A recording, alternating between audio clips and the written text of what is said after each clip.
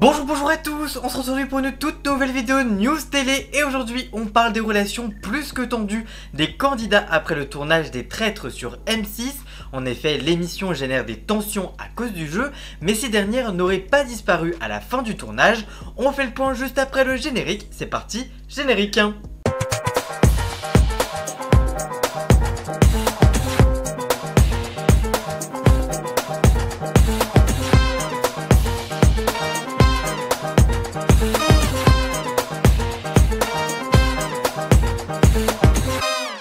Les soirées des traîtres se suivent mais ne se ressemblent absolument pas. Désignés traîtres la semaine dernière, Frédéric Bell, Laurent Ruquier et Crazy Sally ont choisi un quatrième membre pour intégrer leur groupe infernal. Après quelques négociations, c'est finalement Hugo Manos qui a rejoint la fine équipe de menteurs du jeu d'M6.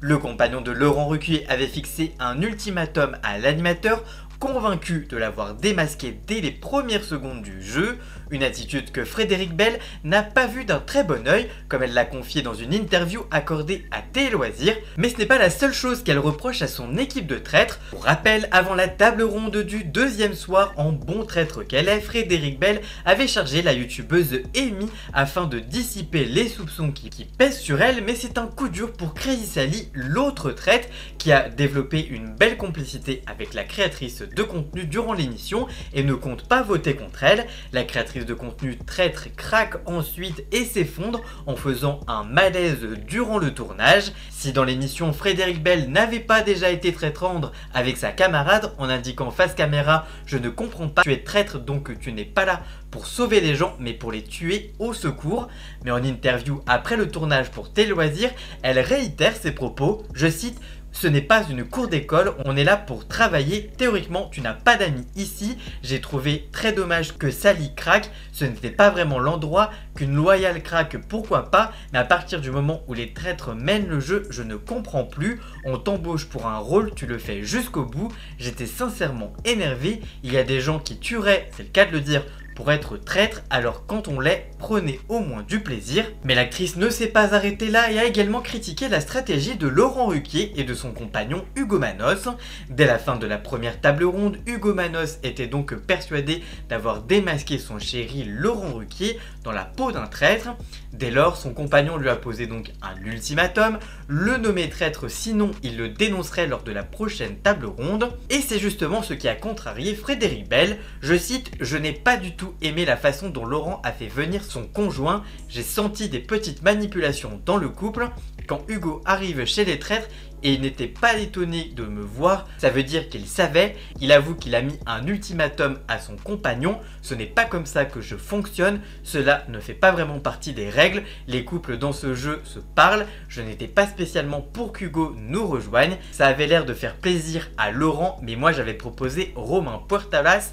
Comme il était dangereux pour moi, c'était l'occasion de me laver de tout soupçon, de continuer à nous bouffer le nez devant les autres alors qu'on était complices. Ça aurait été super, on m'a privé de ça. Interrogé par Télé Loisirs sur son lien d'amitié avec Bernard Weber, candidat de la première saison, Frédéric Bell se confie: il m'avait prévenu du côté flou entre ceux qui ont vraiment conscience du jeu et ceux qui le subissent un peu plus et qui peuvent vriller dans les émotions plus réelles et donc plus dangereuses. À un moment donné, des personnes ont vraiment vrillé.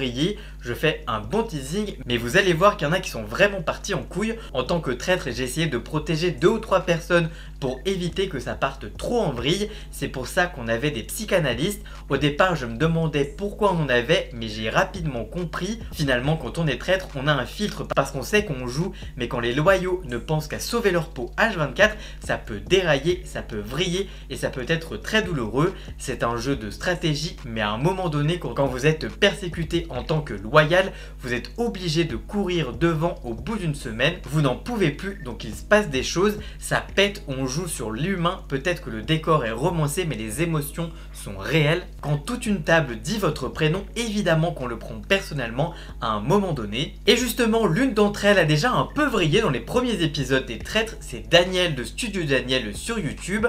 Entre ses réflexions toujours bien placées et ses quelques gaffes, la grand-mère est au centre de l'émission après seulement 2 semaines de diffusion. Lors du premier petit déjeuner, Daniel a dit, je cite, « J'ai éliminé Julie » en évoquant l'élimination de Julie Ferrier dont l'annonce n'avait pas encore été faite. Daniel est pourtant bel et bien loyal, mais elle a attiré l'attention de d'autres joueurs tels que l'écrivain Romain Puertolas. Je cite, « C'est évident, elle a gaffé plusieurs fois, même si c'est un ange, il ne faut pas se fier aux apparences », avait déclaré dans l'émission l'ancien policier. Lors de la première table ronde, Maxime Herboz, Sylvie Tellier, Bruno Ourcade ou encore donc Romain Puertolas ont voté contre elle. L'écrivain et ex-policier a par la suite beaucoup remis le prénom de Daniel sur le tapis, ce qui a eu le don d'agacer la youtubeuse retraitée. Lors de la conférence de presse de l'émission, la youtubeuse a indiqué avoir l'amertume vis-à-vis de l'un de ses camarades. « Je suis rancunière sur une personne qui m'a fait beaucoup souffrir.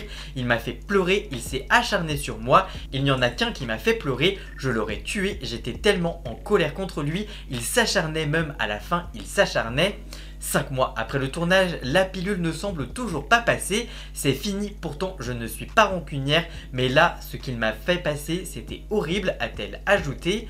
Dans une interview accordée ce même jour à Téléloisirs, Daniel s'est à nouveau confié à propos de cette fameuse personne. « J'ai un ennemi, au début je ne l'aimais pas, mais il m'a fait pleurer, j'ai une rancœur, pourtant je suis gentil, mais il m'a fait un mal fou », a-t-elle conclu. Si elle ne donne pas explicitement son nom, on se doute bien que c'est contre Romain Puertolas qu'elle en veut toujours un. De son côté, invité de Les Traîtres Révélation sur la suite, diffusé en deuxième partie de soirée ce jeudi 22 août, Hugo Manos s'est confié sur l'incidence de l'émission sur son couple. Dans l'émission animée par Jujuficat, gagnante de la saison 2 des Traîtres, Hugo Manos donne son avis sans détour sur le programme. Un couple qui dit qu'il n'a aucun impact après une expérience comme celle-là, moi je ne le crois pas. Le chroniqueur de 35 ans insiste cependant sur le fait que les conséquences de l'émission n'ont pas forcément été dramatiques pour son couple. Je cite, « Chacun va voir son expérience, en tout cas c'est un jeu qui est révélateur, c'est un jeu qui fait appel à plein de choses, on n'en ressort pas indemne, même si ce n'est pas nécessairement dans le sens négatif, on en ressort transformé. » Un constat partagé par Laurent Ruquier dans une interview accordée à Téléstar qui s'est ravi de passer autant de temps sur un tournage avec sa moitié. C'était aussi la première fois que je voyais Hugo être face caméra pendant plusieurs jours. Je me suis dit, il est doué mon mec, une très jolie déclaration pour conclure cette vidéo. Voilà, en tout cas j'espère que cette vidéo vous aura plu et informé. Si c'est le cas, n'hésitez pas à la liker, à la commenter, à la partager sur les réseaux sociaux, à me rejoindre sur tous mes réseaux sociaux à moi, tous les liens sont dans la description. Vous pouvez également cliquer sur le bouton rejoindre afin de prendre un petit abonnement de 3 € par mois pour me soutenir, ça me ferait extrêmement plaisir. Vous pouvez également faire un don du montant que vous le souhaitez pour me soutenir là aussi. Et enfin, vous pouvez également vous abonner gratuitement à cette chaîne YouTube. Faites-le, c'est extrêmement important, notamment pour le référencement, donc n'hésitez pas. Vous pouvez également regarder dans la description, vous aurez les liens pour Jason alias Ian Scott pour la musique de fond et le générique de cette vidéo. Et nous on se retrouve très vite pour une toute nouvelle vidéo. A très bientôt, ciao ciao.